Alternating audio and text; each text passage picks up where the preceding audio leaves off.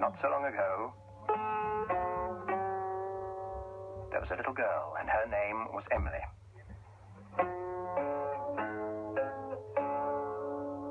And she had a shop. There it is.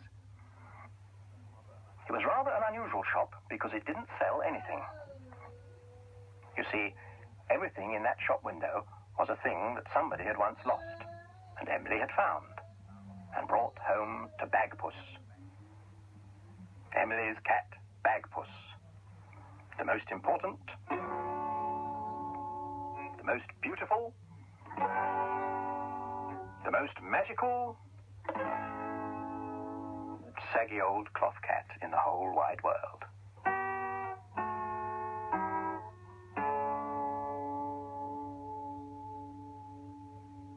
Well now, one day Emily found a thing. And she brought it back to the shop and put it down in front of Bagpuss, who was in the shop window, fast asleep as usual. But then Emily said some magic words.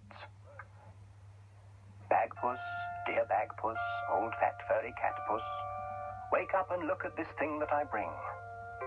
Wake up, be bright, be golden and light. Bagpuss, oh hear what I sing.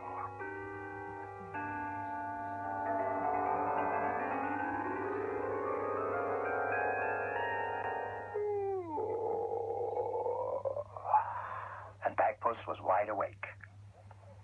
And when Bagpuss wakes up, all his friends wake up too. The mice on the mouse organ woke up and stretched.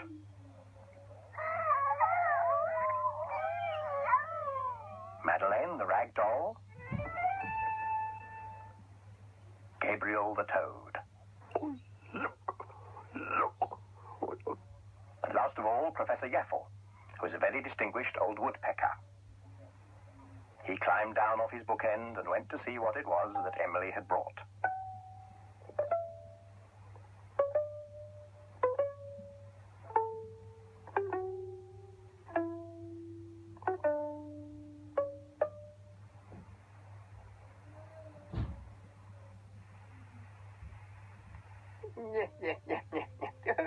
Oh dear. Another heap of things. Broken bits of things. Oh dear, I sometimes wish Miss Emily would bring things that aren't quite so broken.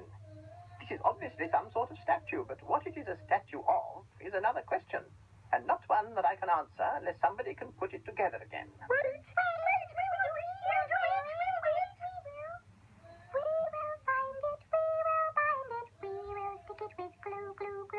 We will stickle it, every little bit of it. We will fix it like new, new, new. We will find it, we will bind it. We will stick it with glue, we will find it. We will stickle it, every little bit of it. We will fix it like new, new, new. We will fix it like new, new, new. What on earth is that? I'm sure nobody ever made a statue as odd as that. No, I'm sure that's quite wrong.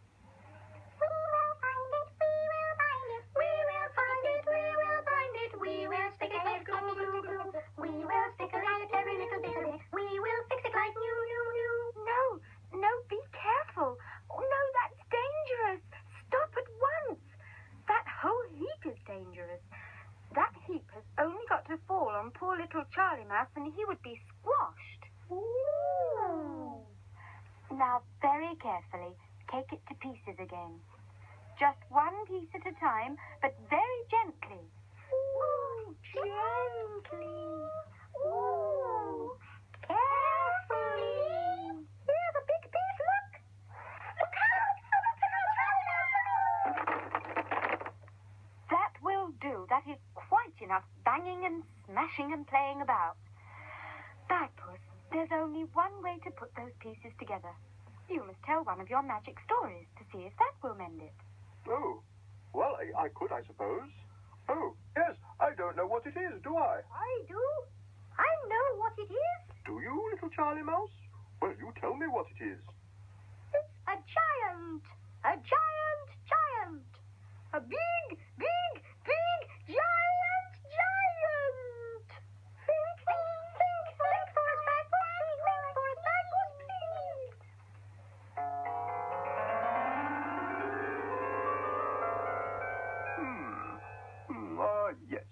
a giant, a great, big, giant. He was a good, friendly giant, but really rather large. He had a drum which went. And he marched around the town with the boys in the village band.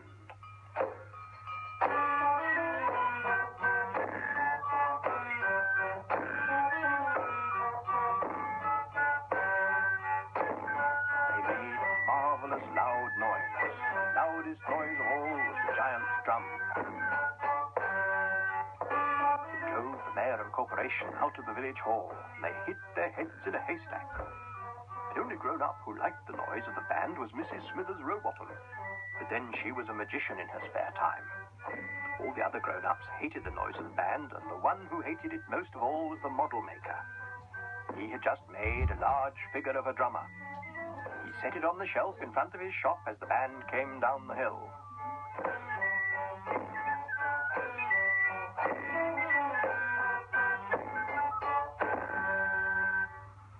Look, said the giant. Look, that is me. And he beat his drum. The statue smashed into 100 pieces. The model maker was furious. The mayor and corporation were furious. The mayor said, "Go home to your cave, giant. You are too noisy. You are too large and you break things." The giant walked sadly away. He didn't mean any harm. He just liked playing in the band. He sat on the wall of a garden and felt sad. It was the garden of Mrs. Smithers Rowbottom. She saw how sad he was, so she propped her pruning ladder against him and climbed up to talk to him.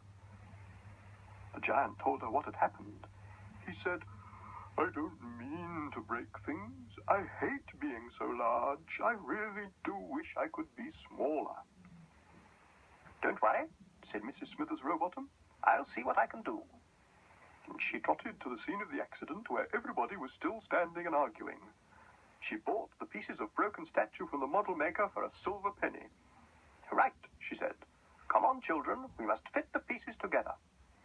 And she sat down with the children, and using the magic glue at the end of her umbrella, they fitted the pieces of broken statue together so beautifully you would never have known it had ever been broken. In fact, it looked so perfect you would have thought it was alive. Mrs. Smithers Rowbottom pointed her umbrella at it. "Giant," she said, "will that do?" The statue beat its drum. "Magic!" shouted the children. "Of course," said Mrs. Smithers Rowbottom. "I am a magician." "It's our giant," shouted the children. And then, the smallest giant in the world, they paraded round and round the town, making a terrible, triumphant, lovely noise.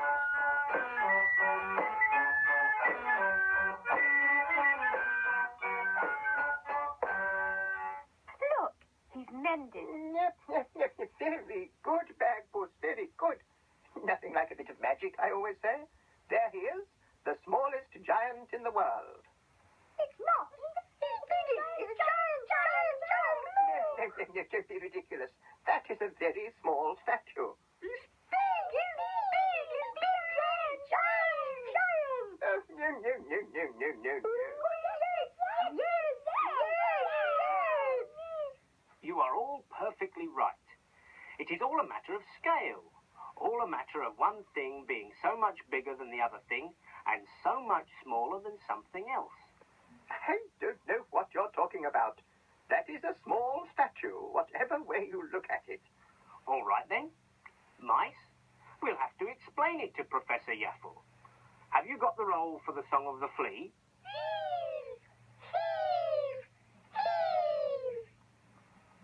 The marvelous mechanical mouse organ.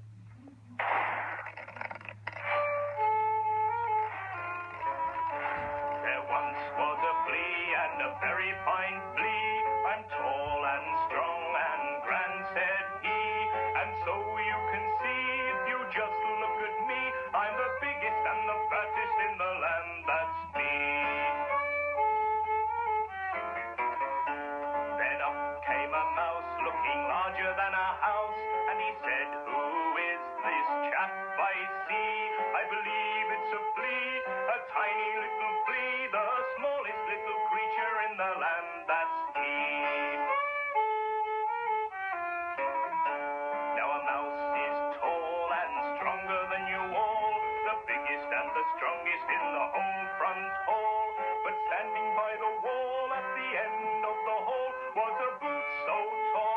they couldn't see it all.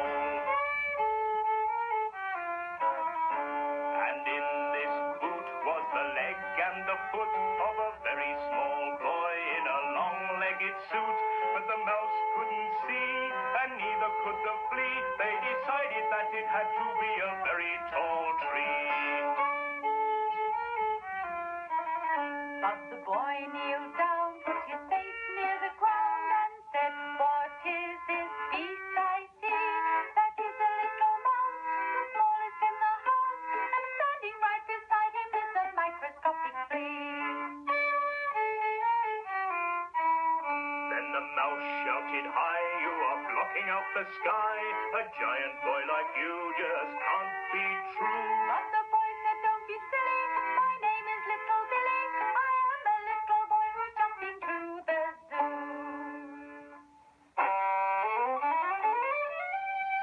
I will tell you what I saw there.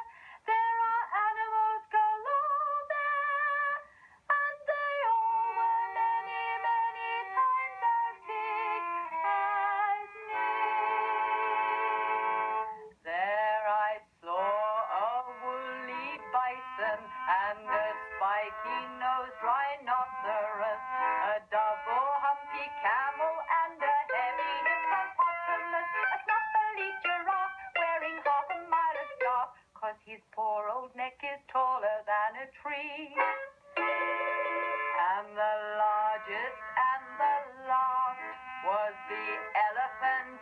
It's vast, yes, of all the creatures there, and that includes the grizzly bear. The smallest of them all is the one you're calling tall. Yes, the smallest of them all was little me.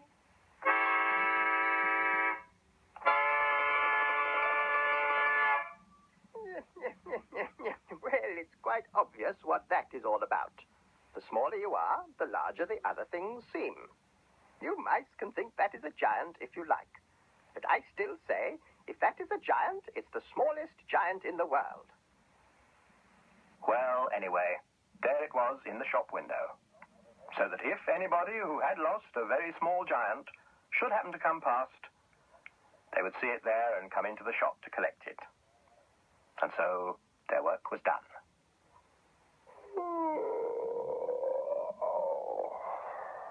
Bagpuss gave a big yawn and settled down to sleep.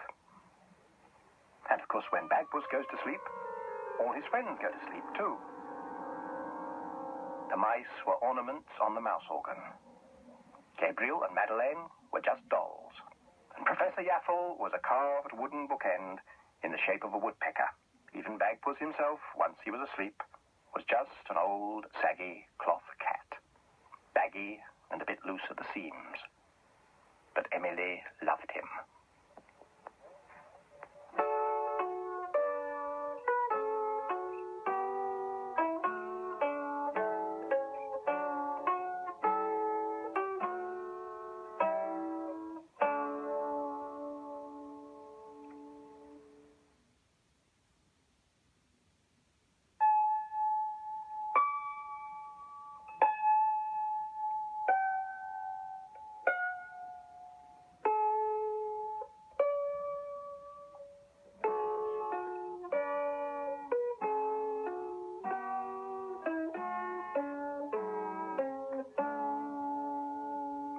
Once upon a time,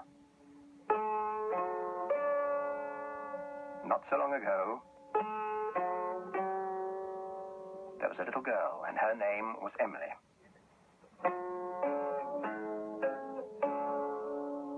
And she had a shop.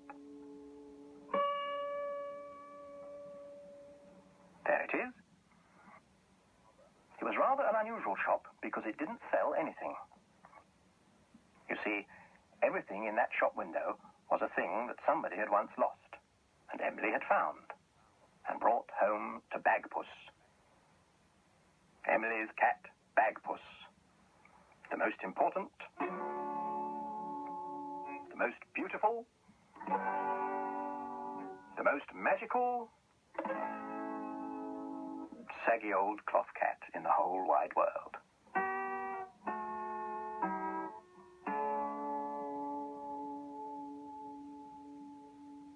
Well, now, one day Emily found a thing. And she brought it back to the shop and put it down in front of Bagpuss, who was in the shop window, fast asleep as usual. But then Emily said some magic words. Bagpuss, dear Bagpuss, old fat furry catpuss, wake up and look at this thing that I bring. Wake up, be bright, be golden and light. Bagpuss, oh, hear what I sing.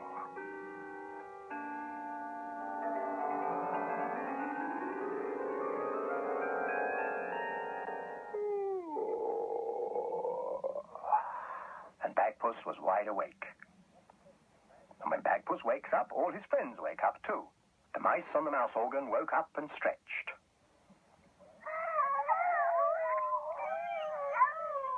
Madeleine, the rag doll.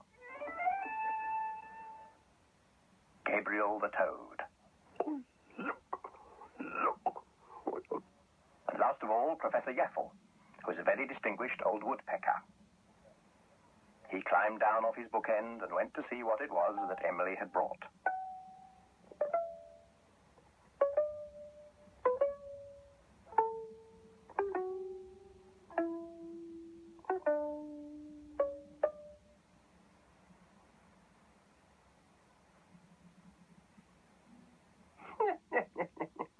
Oh dear, oh dear, oh dear.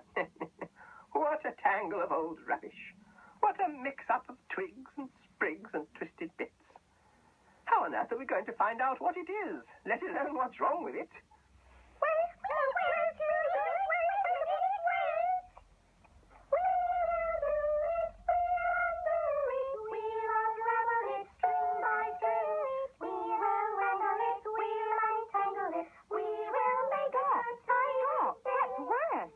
Terrible tangle.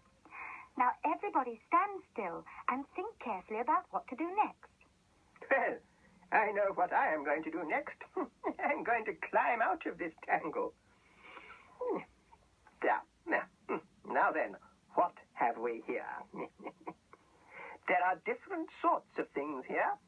Pieces of wood and lengths of woolly string and some twigs of, what do they call the stuff? Old man's beard, I think. Well, I think the twigs of old man's beard have nothing whatever to do with the other things. I think they just got tangled in by accident. Old man's beard. Tangled in by accident, yes. What do you think, Bagpuss? Oh, yes. Yes, it was an accident. Yes, could have been dangerous, yes. They were lucky, really. What on earth are you talking about, Bagpuss? Oh, I was just thinking. I was thinking about the king of the carpet country. The king of the carpet country? Yes. Oh, yes.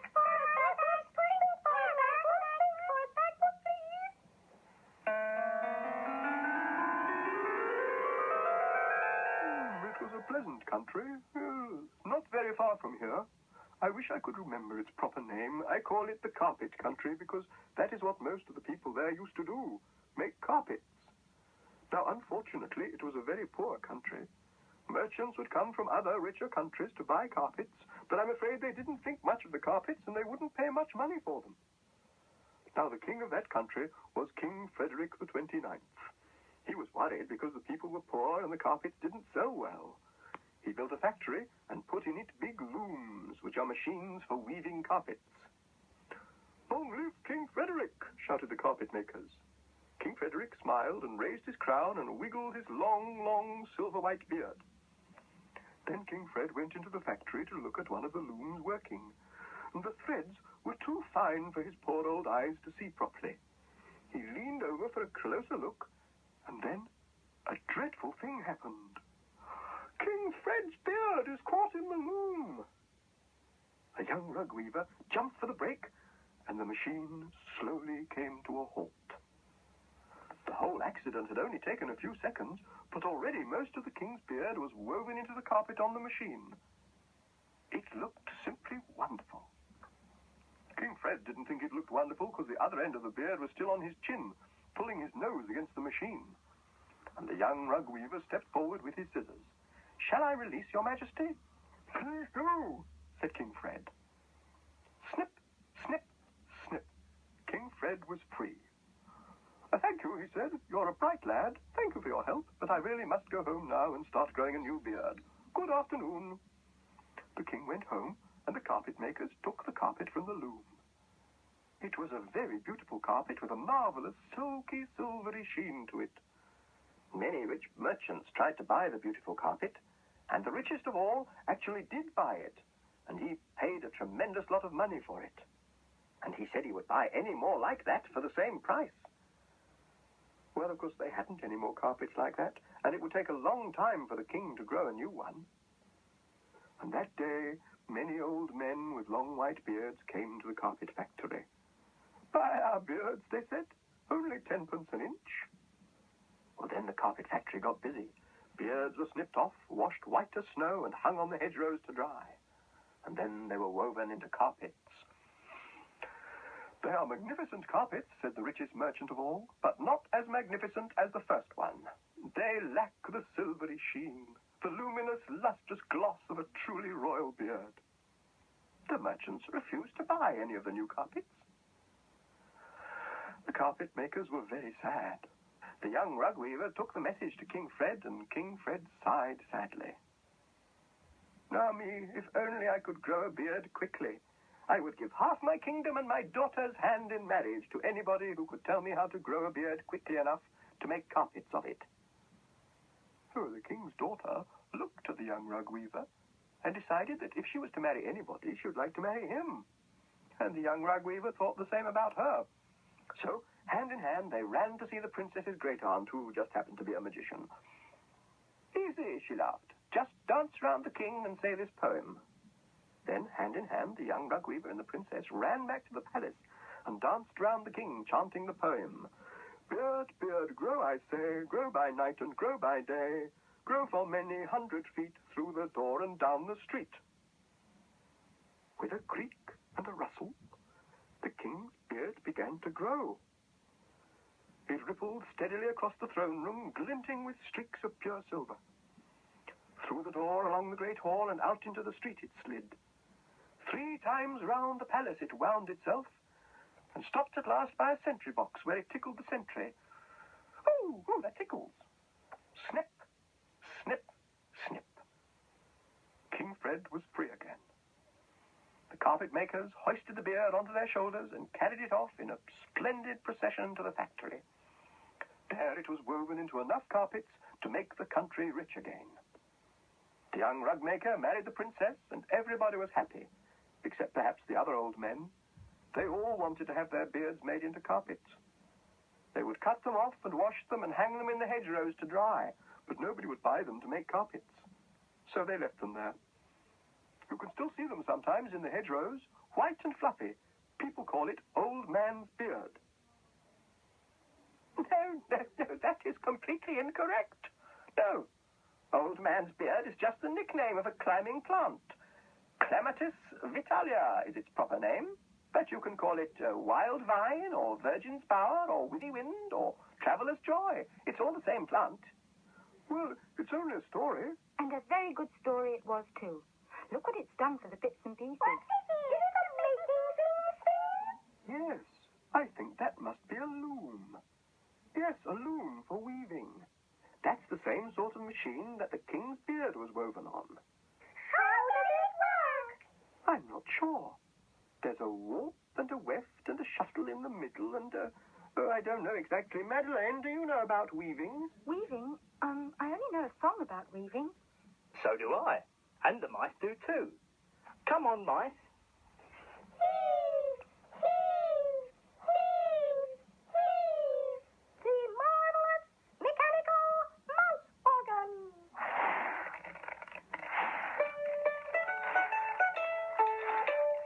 I'm a weaver, a master weaver. I've got a loom where the best cloth's made. Plain cloth, wool, brocade, or satin. I'm the master of my trade. Shed the warp and swing the shuttle. Beat the reed, the weft is laid. I can wind the twine bobbin. I can warp a beam of thread. I can weave a sheet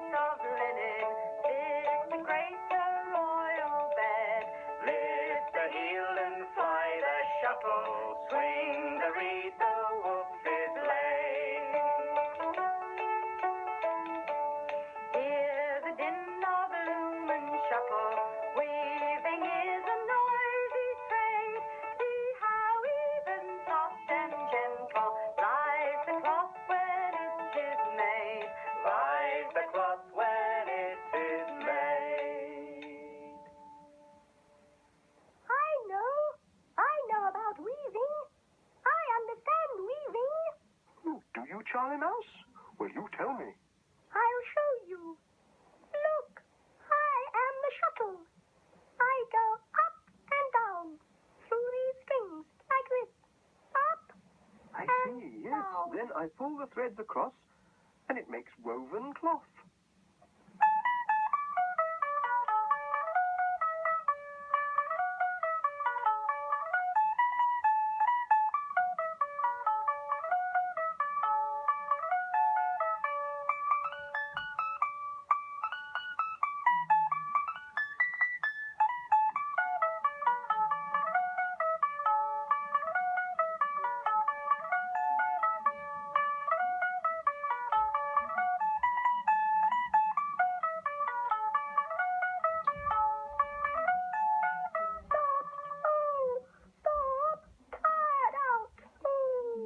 Poor Charlie Mouse. Stop and have a rest now. Have a rest on the marvellous mouse's bed you have made. Of course, that's what it is. Charlie Mouse has made a mouse's bed. The mice pulled the loom to the front of the window so that if anybody who had lost a tiny loom for making mouse beds should happen to come past, they would see it there and come in to collect it. And so their work was done.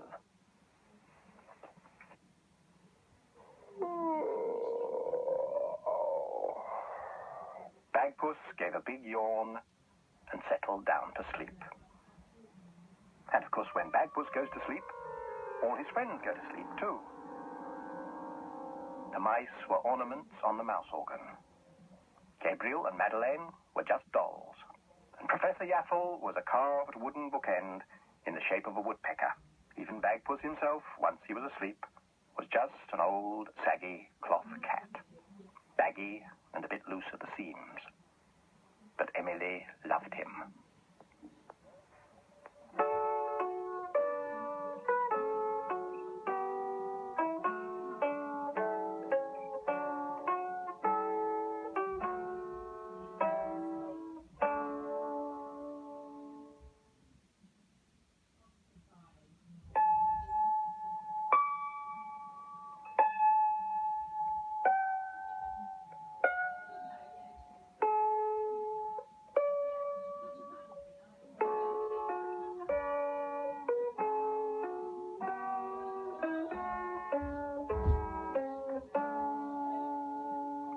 Once upon a time,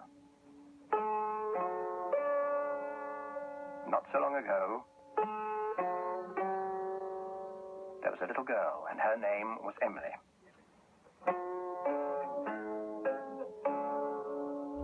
And she had a shop. There it is. It was rather an unusual shop because it didn't sell anything. You see, everything in that shop window was a thing that somebody had once lost, and Emily had found, and brought home to Bagpuss. Emily's cat, Bagpuss. The most important, the most beautiful, the most magical, saggy old cloth cat in the whole wide world.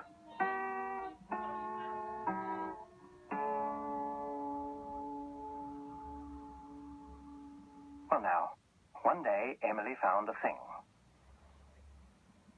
And she brought it back to the shop and put it down in front of Bagpuss, who was in the shop window, fast asleep as usual. But then Emily said some magic words. Bagpuss, dear Bagpuss, old fat furry catpuss, wake up and look at this thing that I bring. Wake up, be bright, be golden and light. Bagpuss, oh, hear what I sing.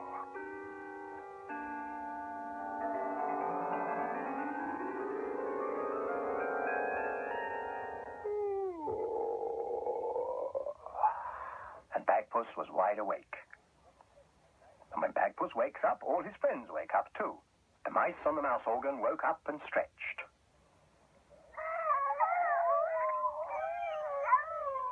Madeleine, the rag doll. Gabriel, the toad.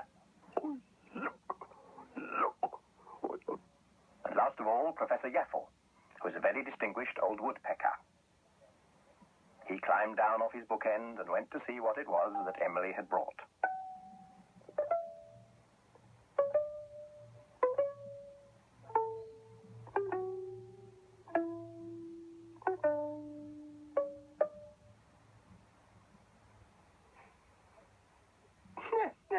A bucket!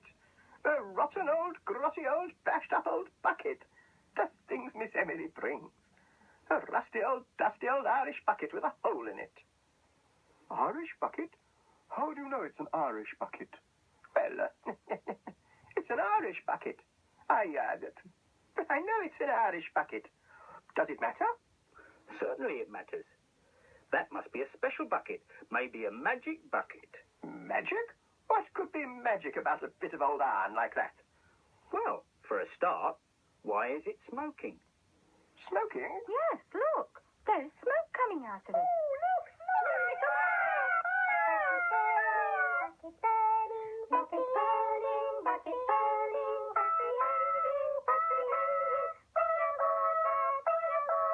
Hey, wait a minute. Mice, hang on, wait. Don't go pouring water on a leprechaun. They don't like it. Leprechaun? What is a leprechaun? Where is a leprechaun? A leprechaun is one of the little people. The tiny magic people who are supposed to live in Ireland. And unless I'm mistaken, there's a leprechaun in that Irish bucket. No, ridiculous, ridiculous. Leprechauns are just in stories. They are mythical, they aren't real. Well, perhaps we aren't real either. Anyway, real or not, he's playing the fiddle.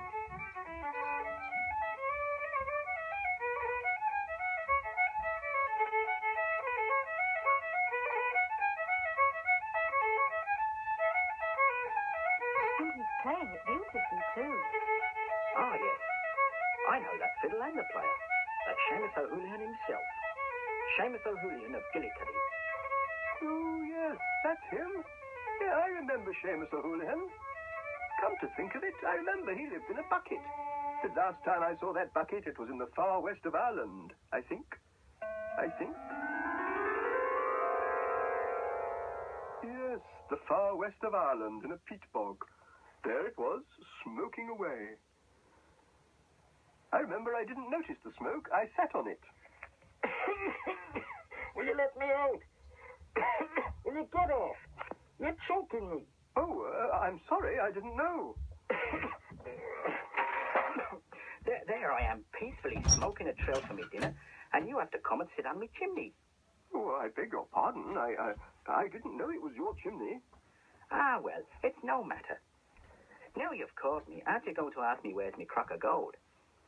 Crock of gold? What's a crock of gold? Don't you know what a crock of gold is? Ah, sure, you're an ignorant old Bagpuss. Listen, I tell you. Every leprechaun has a crock of gold hidden away somewhere. It'll be an earthenware pot, and it'll be full of gold coins and pieces and brooches. Do you understand that? Oh, yes. Good. Well, now, the story is, if you catch a leprechaun and grab him and hold him tight, you can say to him, "Where's your crock of gold?" And he'll have to tell you. Oh, is that right? Well, don't worry. I don't want your crock of gold. Ah, Bagpuss, what a pleasure it is to meet you. I remember the last time I was caught. It was right in the middle of Michael O'Sullivan's field of cabbages. 40 acres it was, and every foot a cabbage. Think of it, Bagpuss. 40 acres of cabbages. Oh, righto. Well, I'll think of it while you tell me what happened, eh? I'm good at thinking. I think.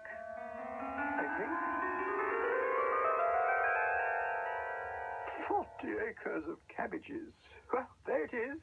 Ah, that was it. Yes. There I was, doing nobody any harm, burying my crock of gold in a safe place underneath one of the cabbages. And suddenly, like it was from out of nowhere, up jumps Michael O'Sullivan himself. "Begorra," says he, or words to that effect. "So I've caught you at last, Seamus O'Houlihan." "So it seems," says I. "And I don't need to tell you where me crock of gold is hidden." "That you don't," says he, "because I saw you bury it under that cabbage. Now I'll run home for me spade to dig it up." "Well now," says I, "that's a stupid thing to do. There's thousands of cabbages here in this field. How will you know which one it is when you come back? That stopped him. There's intelligent Yas, is he. And he took out his big knife, and with one swipe, he cut the cabbage clean in half down the middle. And he dashes off home to fetch his spade. Well, as it happened, he had a bit of a job catching his spade, because once he was out of sight, I played a little tune on my old fiddle like this.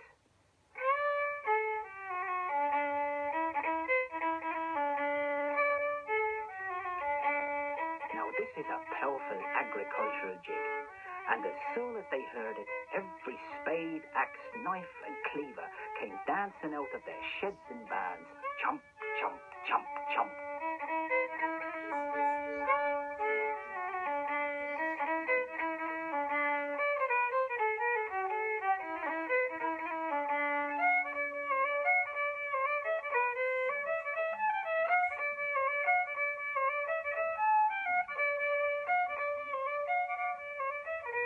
Well, by the time Michael O'Sullivan had chased his spade and caught it, and made it stand still long enough for him to carry it, I was half a mile away, and almost every cabbage in that field was split clean in half.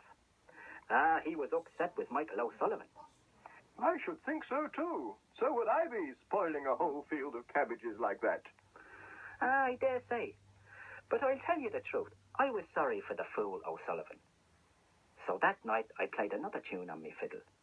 A sweet, mending lullaby it was, like this.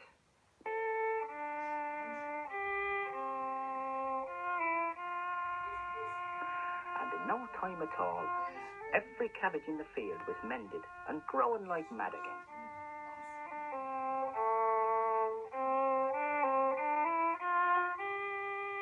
Ah, yes, that's a beautiful tune.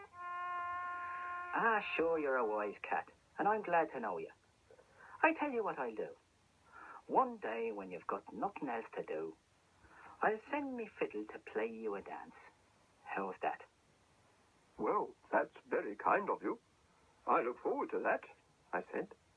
And he turned his bucket over with him underneath it, and that was the last I saw or heard of Shem Houlihan from that day to this. I wonder if that's the same bucket. Push! Yes, look, there it is. It's a fiddle.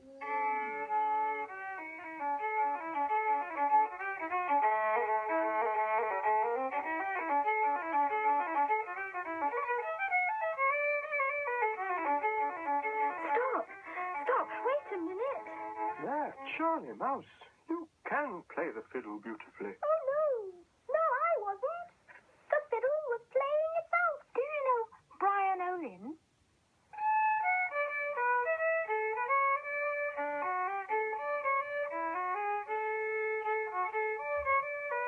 That's it. That's right. But wait for the mice.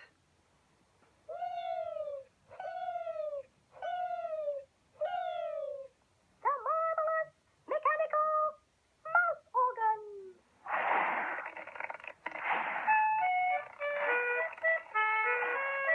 Now Brian Olin had no breeches to wear, so he got an old sheepskin to make him a pair.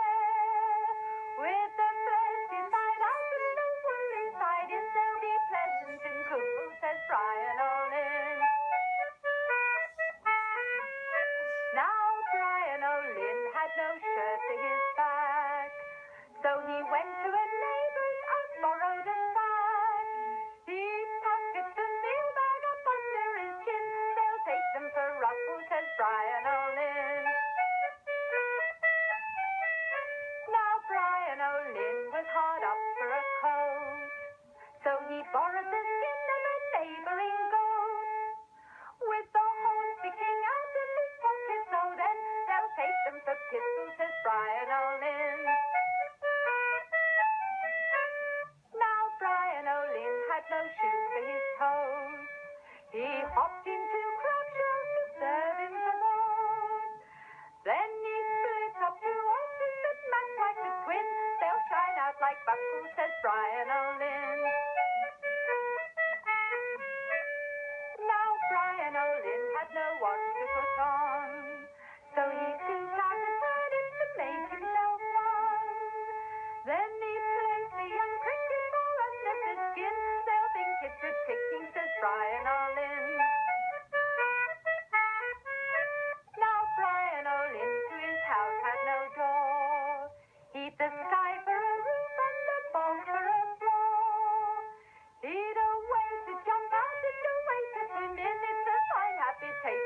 violin.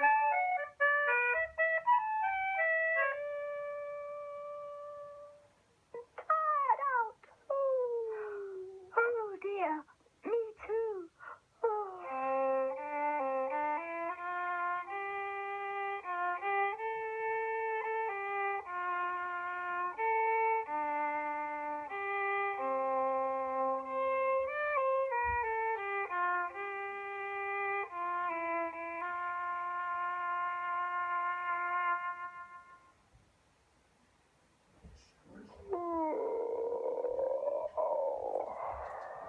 Bagpuss gave a big yawn and settled down to sleep.